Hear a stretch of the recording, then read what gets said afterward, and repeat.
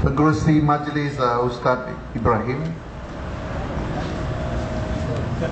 yang berbahagia Encik Wahab Ibrahim, wakil dari PKR, dan saya difahamkan penceramah yang akan datang, ya, yang baru sampai ini, ya, Ustaz Idris Samad, Ketua Penerangan PAS Pusat. Saya ingin ucap terima kasih pada tuan rumah dan juga ucap selamat datang kepada semua yang berani, yang sedia hadir satu ceramah jadi anjur oleh PAS. Ini mengapa saya cakap berani? Saya difahamkan dalam pilihan raya kecil di Dun Melimau ini banyak tekanan terutama dari pemimpin-pemimpin UMNO kepada saudara-saudari makcik-makcik dari kampung, dari luar bandar. Mengapa mereka begitu takut jika calon PAS menang hanya seorang yang berhormat pembangkang yang kaum Melayu dari Pakatan Rakyat, seorang saja. Mengapa mereka begitu takut? Mengapa mereka nak sapu? Tidak ingin ada seorang wakil rakyat kaum Melayu yang mewakili Pakatan Rakyat. Mereka tak boleh tahan, tak boleh berhentikan calon dari DAP menang di kota. Apa mereka nak buat ialah menahankan semua calon dari Pakatan di luar bandar, di pekan-pekan kecil, supaya tiada ada suara pembangkang dari luar bandar. Pakcik dan makcik, saudara dan saudari, saya pernah jadi 4 penggal ADUN. Walaupun sekarang saya seorang ahli parlimen, tapi sejak tahun 86 saya 4 penggal sebagai ADUN. Ya.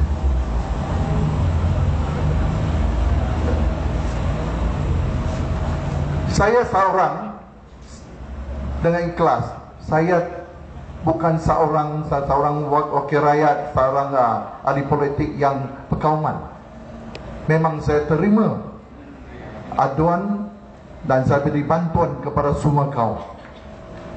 Saya pernah beberapa kali bangkit perkara tentang nelayan petani di Dewan Undangan Negeri Melaka. Boleh semak Hansat Dewan Undangan Negara di Negeri Melaka. Tiap-tiap kali pada masa saya bangkit masalah tentang kaum Melayu, tentang masalah di kampung, nelayan atau petani, wakil UMNO yang mau dari UMNO mesti marah nak berhentikan saya kerana mereka katakan, you jaga apa di kaum Cina dan di kota, jangan sebut sebarang masalah di luar bandar. Kita yang wakil untuk luar bandar.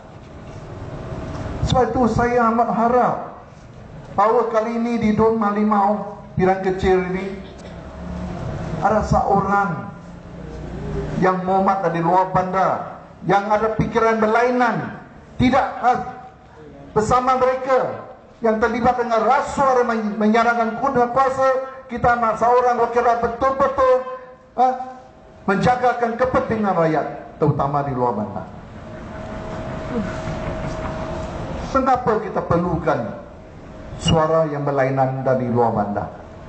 Saya ingin berikan sedikit perbandingan di antara luar bandar dan di bandar. Selalu saya difahamkan, kemungkinan saudara dan saudari pun selalu dihadapi dengan soalan sebegini. DAP satu parti perkauman, satu parti Cina. Mereka hanya jaga kepentingan Cina. Mereka hanya jaga sekolah Cina, tokong Cina, dan lain itu tidak. Mereka beri perhatian. Ini memang ialah satu taktik yang selama ni diguna oleh Barisan Nasional, baik pun oleh UMNO atau lain-lain pemimpin. Seperti apa yang parti MCA beritahu kepada kaum Cina, iaitu PAS hanya kepentingan kepada agama Islam dan juga kepentingan Melayu, langsung mereka akan tentangkan semua perjuangan atau untuk kedudukan dan kepentingan kaum Cina dan kaum India. Inilah pecah, cara mereka pecah dan menakutkan kaum Melayu dan juga kaum Cina, kaum India. Tapi masa kini tak sama dengan dulu. Kita ini semua sudah matang, baik pun dari bandar, dari luar bandar, kita sudah matang. Kita boleh buat perbandingan, kita boleh secara rasional, kita boleh ingat apa yang terjadi sebelum pilihan raya yang lepas ini, sekarang apa yang terjadi. Saya ingin tanya saudara dan saudari, selalu Barisan Nasional katakan hanya sokong dengan kerajaan, iaitu ke Barisan Nasional, baru ada bawa ke pembangunan di tempat saudara dan saudari. Ini memang selalu digunakan di luar bandar. Saya percaya saudara dan saudari seringkali pun ada turun ke bandar, ke Kota Melaka. Bagaimana dengan pembangunan di Kota Melaka? Jika kita banding di Jasin, adakah mereka pembangunan itu lebih teruk, tidak dibangunkan sepanjang para DAP mewakili sebagai ahli parlimen di Kota Melaka hampir berapa tahun, sejak tahun 69? Adakah pembangunan diberhentikan langsung, tidak dijalankan di bandar Kota Melaka? Saya memang ini satu pembohongan, memang tidak benar. Nampak di Melaka, sampai saya minta jangan lagi bawa projek ke Kota Melaka, buatlah projek-projek di luar bandar. Mengapa kita semua kumpul di bandar raya Kota Melaka saja? Sepatutnya kita mesti mau selaras dengan pembangunan yang negeri ini, bukan hanya kumpul di Melaka, sampai kesesakan lalu lintas, sampai banjir kilat kerana pembangunan, sampai kita dikatakan overdeveloped, melebihi dari apa kemampuan bandar Melaka ini. Jika katakan ini satu kerusi, satu kawasan yang dibenang oleh pembangkang, kita dapat bukti. Ini seluruh perbezaan. Saya seringkali bincang dengan ahli parlimen Barisan Nasional tentang pembangunan, dan saya katakan, sungguh pun saya dari Kota Melaka, saya pun tidak setuju banyak projek yang dijalankan di Kota Melaka.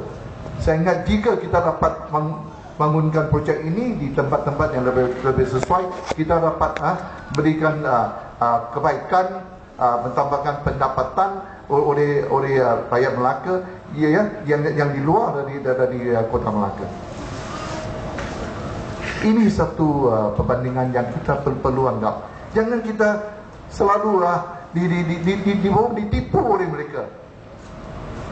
Seringkali saya pergi lawat Kampung Baru, mereka selalu ada menakut, katakan kalau kita tak sokong mereka, longkang ini tidak akan dibuat, jalan tidak akan ditarap, sebarang pembangunan akan dibawa ke sini. Jika pembangkang menang, habislah, kawasan ini akan diketepikan. Jangan percaya dengan penipuan seperti ini, saudara dan saudari.